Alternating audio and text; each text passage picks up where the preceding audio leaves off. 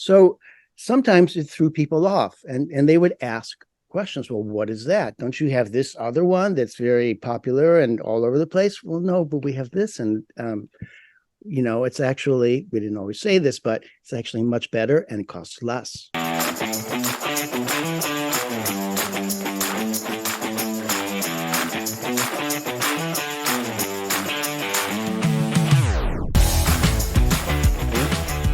And you want to try to make it as special as you can, even if it's just, hamburgers or something, but that can be really great and memorable. I love that. I think that the two things I'm getting out of that is I often think of the word hospitality. The definition to me is, are you fulfilling the promise that you're making to your customer? And so if you're a 5-star Michelin, that's a very different promise, but it could be a roadside hamburger and you're still fulfilling that promise. And so I think it's a combination of that and just it's the people you're with that make it a great dining experience. And I think the core of that is I said genuinity. So it's, you're trying to be genuine, but you really want to share something with other people. And that's what it's all about. I mean, there are many restaurants who they want to turn tables quickly. They want to, charge as much as they possibly can and kind of get good ratings so that people come there. And sometimes the genuinity of trying to provide something special for people can get lost in the shuffle in this aspect of it. Doesn't have to be, but can happen sometimes. So because of your different backgrounds, let's switch a little bit. We're going to stick with the restaurant for a second, but from more toward the wine list, a lot of people want to have a great wine with their dinner.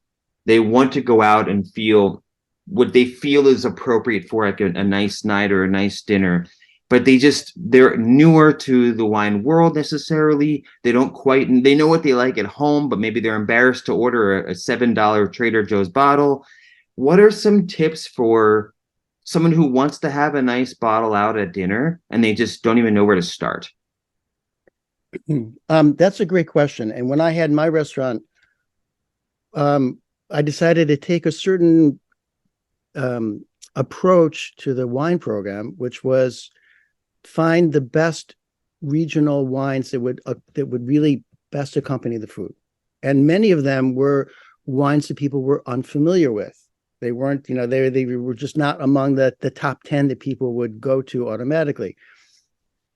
And this is some years ago when a lot of the wine lists in the restaurant were in restaurants were the most, the most famous, the most ones you see all over the place because people are comfortable with that.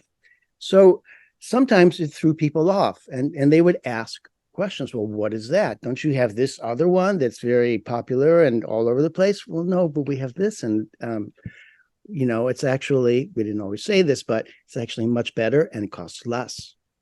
So people would try. They would take a leap of faith, if you will. And for the most part, they always loved the wines, and they went very well with their food. And not only was I the chef and the owner, but I was also kind of the sommelier as well. If we tried to train the staff very well, we didn't actually have a sommelier. It was a small place, but we tried to train them about the wines and inform them, and we had monthly tastings with them so they could taste the wines. But if people were really interested, I would come out of the kitchen and explain, make a suggestion based on what they said they like. And sometimes it's very difficult for people to explain what it is that they want. So you kind of have to read into that a little bit. But it's something that really worked. And for the most part, people really enjoyed it. And if they didn't like the wine, I could tell if when they were tasting, if it wasn't their cup of tea, we would just automatically take it back and get them something else. Try again.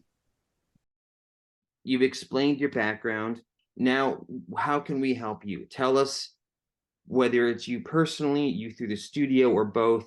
What websites can we be looking for you at? What social media? How can we find you? What are our next steps? How do we find you and follow you? Well, one of the most important things is check out the website for the New York Wine Studio, which is and it's very simple. It's not a big site, but it talks about the programs, the IWS program with the schedule there mapped out, and the 4 individual classes. So take a look at that, and it is newyorkwinestudio.com, of course. And there's also an email there, info@newyorkwinestudio.com. My own personal website is alantardi.com. So there's some stuff there. And I'm on pretty much, the main social media platforms, although I have to admit I don't always add a whole lot of stuff to them because I'd rather do it kind of in a more direct, let's put it that way,